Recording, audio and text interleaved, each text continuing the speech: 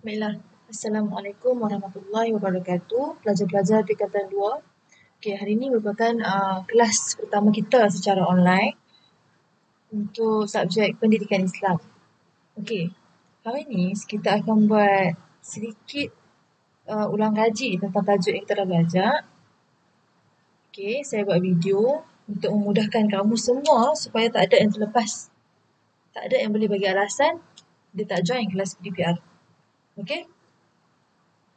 Kamu jangan ingat saya buat video ni kamu boleh suka-suka je nak tengok tak mau tengok, okey? Sebab dalam video saya ni saya akan sertakan tugasan untuk kamu. Siapa yang tak buat tugasan tu saya tahulah maksudnya dia tak join PDPR. Okey?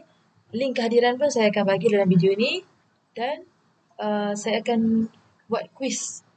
Okey? Pada setengah jam yang terakhir. Siapa yang tak jawab quiz dikira tidak hadir ya. Okey, baik. Okey, sebelum kita mula tajuk kita pada hari ini, saya nak kamu tengok video ni dan tugasan kamu adalah kamu tulis dalam buku tulis kamu apa yang kamu dapat daripada video ni. Okey? Nanti bila-bila kamu main sekolah saya akan check.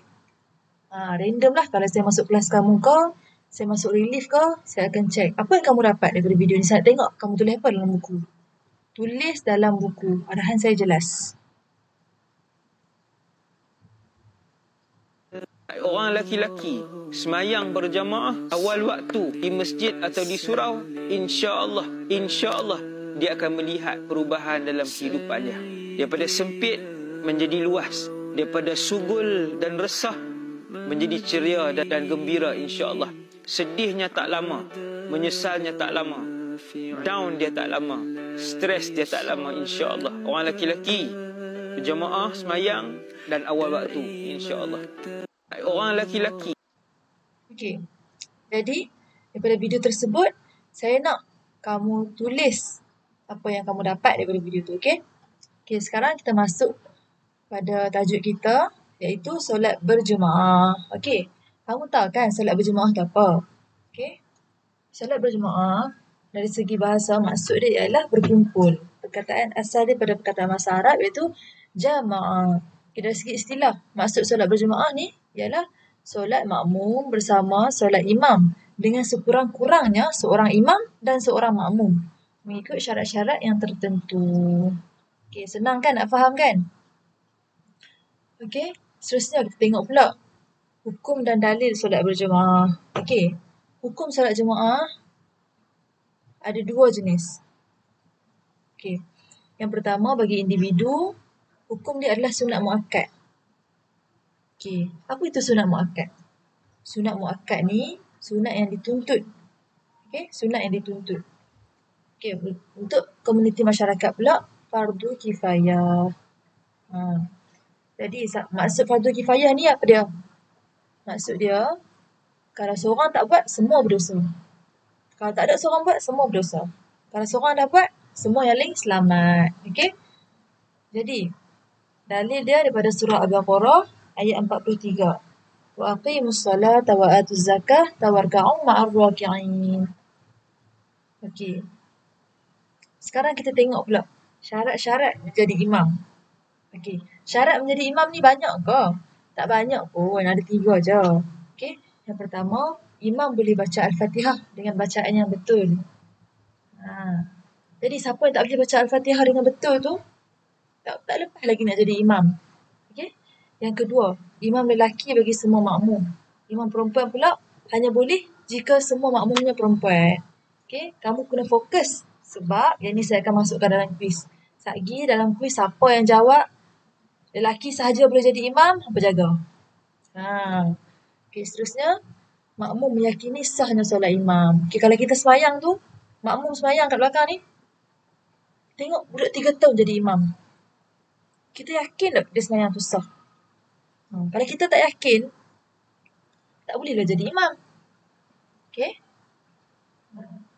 Okey, seterusnya kita tengok ciri-ciri keutamaan orang yang dipilih sebagai imam. Okey, kamu jangan confuse. Semua orang boleh jadi imam. Okey? Para lelaki, okey, yang perempuan tu perempuan, semua orang boleh jadi imam. Tapi ada ciri-ciri keutamaan untuk kita pilih dia sebagai imam. Kalau dalam kalangan tu, okay, dalam jemaah tu, yang berkumpul tu, ada pemimpin. Yang terbaik, kita bagi pemimpin lah jadi imam.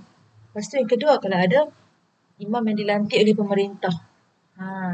Lepas tu, kalau ada tuan rumah, kan kalau tetamu main rumah, siapa yang lebih utama untuk jadi imam adalah tuan rumah, bukan tetamu. Ni dah, hampa dah tetamu main rumah, suruh tetamu pula jadi imam. Tuan rumah kena jadi imam. Okay, seterusnya, lebih alim dan berpengetahuan. Dan seterusnya, lebih fasih bacaan Al-Quran. Lepas tu, lebih warak dan soleh. Lebih warak ni apa? Lebih baik lah. Lebih baik, lebih soleh lah. Okay? Lepas tu, lebih baik akhlaknya. Lebih bersih badannya serta kemas pakaiannya. Lebih merdu suaranya. Lepas tu, telah berkahwin dan orang yang lebih tua. Okay, kalau ada orang muda dengan orang tua kat situ, kita nak bagi siapa jadi imam? Dia diutamakan pada yang lebih tua. Tapi kalau kamu dekat sekolah, ustaz kata, okey, Adam, pergi jadi imam. Kamu jangan tolak ustaz. Ustaz lebih tua, ustaz lebih utama untuk jadi imam. Ustaz suruh kamu jadi imam supaya kamu belajar dekat sekolah.